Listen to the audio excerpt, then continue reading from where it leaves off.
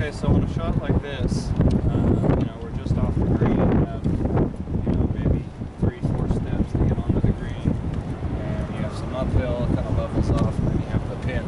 What would be your normal shot from here? What club selection, first of all, and what would be your strategy to get it as close as you can to that pin? Well, typically what I would do, just if I was playing normal round of golf, I would typically gravitate towards my 60, just because I've been in that mode. Grab a 60 for almost anywhere around the green. I do know that probably the more consistent shot is a bump and run with a less lofted iron. So I'm not really sure. Maybe I'd use like a 56 right here. And this is kind of where you were talking about in our first lesson. Part of your struggle is knowing which shot to go with, making that decision, and then your consistency. Exactly. Okay, so have the 4 wedges you brought down. So you grab whatever you would normally use, and let's see, you hit a couple shots that way.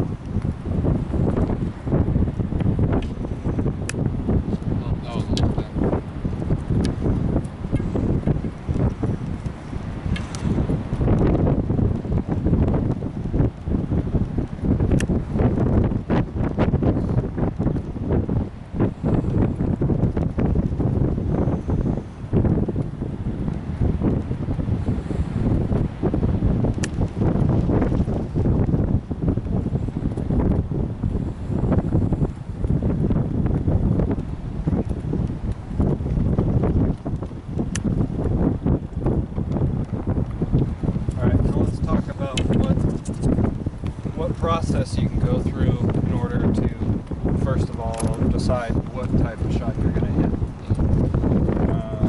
A real easy way to go about it, when you're right around the green, is basically to look at 2 things: how far you have between yourself and the pin, and how far you have between yourself and the beginning of the green.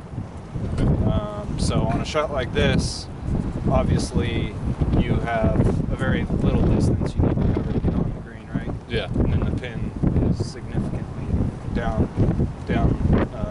up the hill and then down. Yeah. Right? So basically, we don't need to fly it very far if the goal is to just get it on the green and then let it run from there, right? Yeah. And on this one, with your 60 degree that you're using, you're flying it probably at least 2/3 of the way there, right? Yeah, definitely. And due to the terrain, pretty much all 4 of those shots took a different hop. Right? Yeah, that's right. So what I would recommend is, you analyze that first as you walk up onto the green or close to the green, is to really get a sense of how far you need to fly the ball. Okay.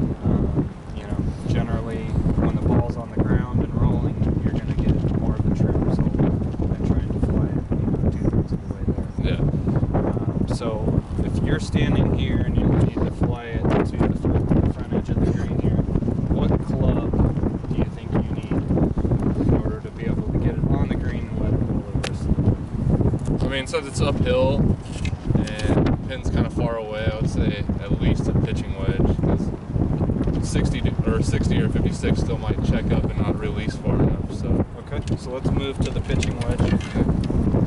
Let's see what we do there.